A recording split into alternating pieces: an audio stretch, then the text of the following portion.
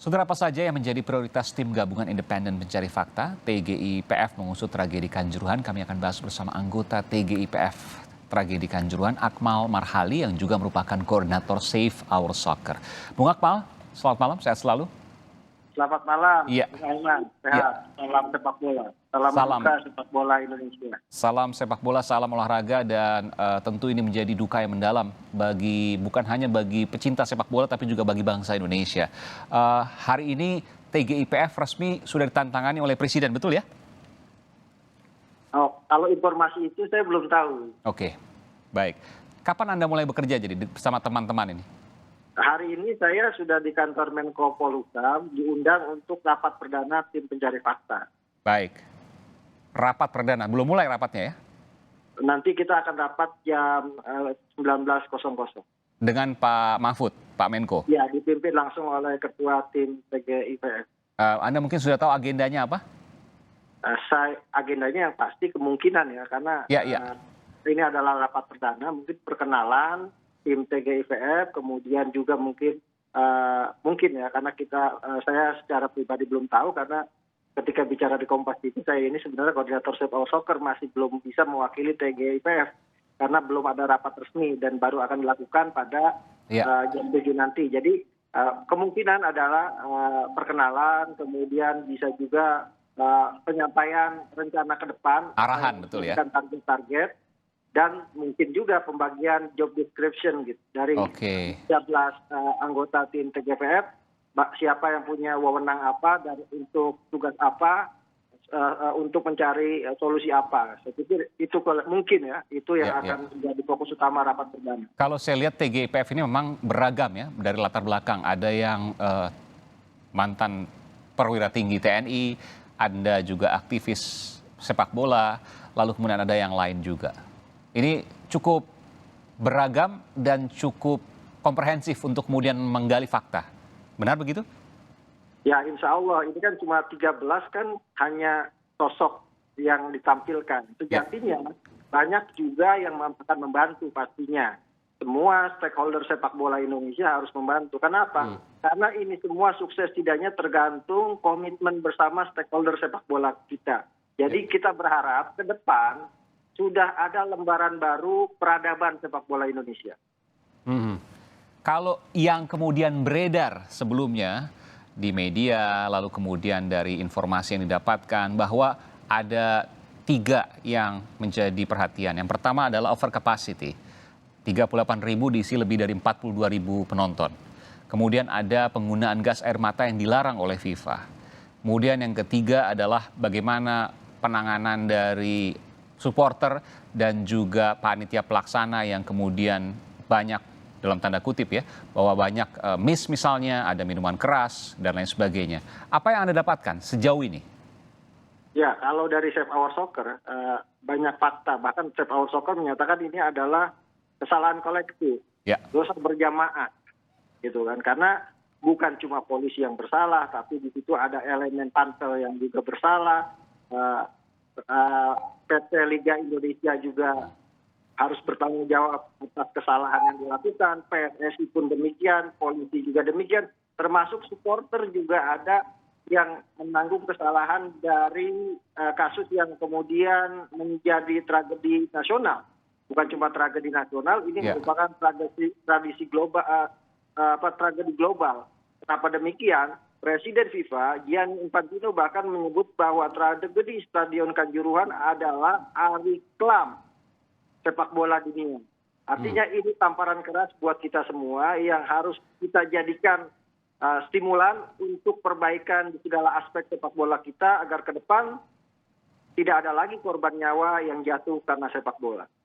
Apa yang ada di bayangan Anda ketika Anda nanti bekerja di TGIPF? Akan melibatkan siapa? Kan tidak mungkin Anda sendirian. Ya, yang pasti kita akan butuh masukan banyak pihak ya. Penggemar bola, supporter bola juga harus dirangkul, manajemen bola juga harus dirangkul, klub bola juga harus dirangkul. Banyak pihak yang harus dirangkul, bukan cuma dirangkul tapi berkomitmen bersama-sama untuk kita melakukan perbaikan, reformasi total. Aiman, saya punya catatan bahwa sudah beberapa kali sepak bola Indonesia itu membentuk tim pencari fakta. Ada kasus Asus Semper, aksi amok supporter 4 September 2006, dibentuk tim pencari fakta. Kemudian ada kasus stadion kericuhan Stadion Huru-Hara, Stadion Brawijaya Kediri. Ada kasus juga yang sama, Stadion Brawijaya Kediri pada tahun 2003 dan 2008 dibentuk tim pencari fakta. Tapi semua penyelesaiannya dilakukan di tataran atas saja, di permukaan, tidak menyentuh akar rumput. Nah, itu dibentuk oleh PSSI ketika itu. Nah, ketika saat ini pemerintah turun tangan, harapannya adalah penyelesaiannya bukan cuma di tataran atas atau di permukaan, tapi menyentuh akar permasalahan yang sesungguhnya. Ini penting untuk dilakukan bersama-sama. Gitu. Oke, terakhir Bung Akmal, apa yang bisa Anda sampaikan? Harapan apa atas hasil nanti dari TGIPF yang Anda dan kawan-kawan akan keluarkan?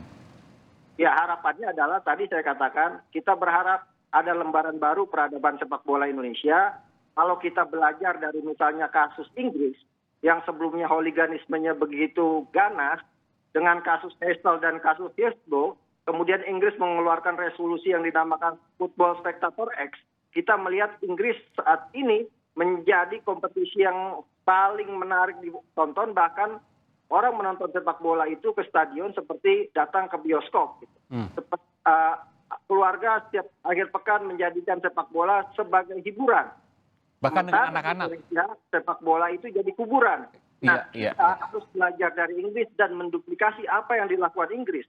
Tragedi Hillsborough ketika itu terjadi, langsung pemerintah Inggris dan juga FA Inggris, PSSI-nya Inggris, mengeluarkan resolusi Football Spectator Act. Nah, itu pun yang sekarang menjadi gambaran umum sepak bola kita saat ini, di mana pemerintah dan PSSI harus bersama-sama membentuk sebuah resolusi baru, komitmen bersama agar tidak ada lagi korban nyawa di sepak bola. Yang harus dikedepankan di masa depan adalah menjadi pembicaraan dunia adalah prestasi sepak bolanya, bukan aksi anarkisnya. Setuju untuk itu. Tapi saya ingin tanya terakhir, bolehkah membawa anak di bawah umur nonton sepak bola di stadion? Sangat boleh. Sangat boleh. Karena asalkan gitu kan, fasilitasnya terjamin. Nah, inilah yang kemudian Football Spectator Act di Inggris menjamin itu semua. Bahwa di Inggris itu ada ya? Membawa anaknya, suami istri membawa anaknya misalnya. Kenapa? Suami istri membawa anaknya yang di bawah umur misalnya. Iya, boleh. Dan itu karena sepak bola, lagi-lagi sepak bola itu adalah tempat hiburan gitu kan, dalam konteks semuanya. Makanya meskipun ada potensi bahaya juga. Kenapa? Meskipun ada potensi bahaya, bentrokan dan lain sebagainya. Nah, potensi bahaya dan bentrokan ini yang harus diantisipasi sekarang gitu kan. Kasus Kanjuruhan harus jadi kasus yang terakhir. Di Inggris misalnya, saya sekali lagi contohkan di Inggris, itu bagaimana semua diatur sehingga jangankan anak-anak, balita saja boleh nonton, karena hari Sabtu atau akhir pekan di Inggris itu menjadi hari liburan buat keluarga. Jadi tidak ada larangan anak-anak masuk lapangan, asalkan semuanya sudah diatur sedemikian rupa sehingga keamanan dan kenyamanan terjaga. Dan kita punya undang-undang itu, Aiman. Undang-undang nomor 11 tahun 2022 terkait tentang keolahragaan di pasal 52 itu diatur soal penonton olahraga, di mana penonton olahraga harus dijamin keamanan dan keselamatannya. Undang-undang ini harus dijadikan pijakan masa depan sepak bola kita. Baik. Ini insight yang mungkin berbeda satu dengan lain, tapi Anda punya data soal itu. Terima kasih Bung Akmal Marhali, salah satu pegiat Save Our Soccer yang sekarang berada di tim gabungan independen mencari fakta bentukan pemerintah untuk kemudian mencari fakta terkait dengan tragedi Kanjuruhan yang menewaskan 131 orang di Malang, Jawa Timur. Terima kasih Bung Akmal, selamat bekerja. Tentu kami terus mencermati dan kami akan mengawal dari apa yang kemudian TGIPF lakukan. Terima kasih, selamat malam, sehat selalu.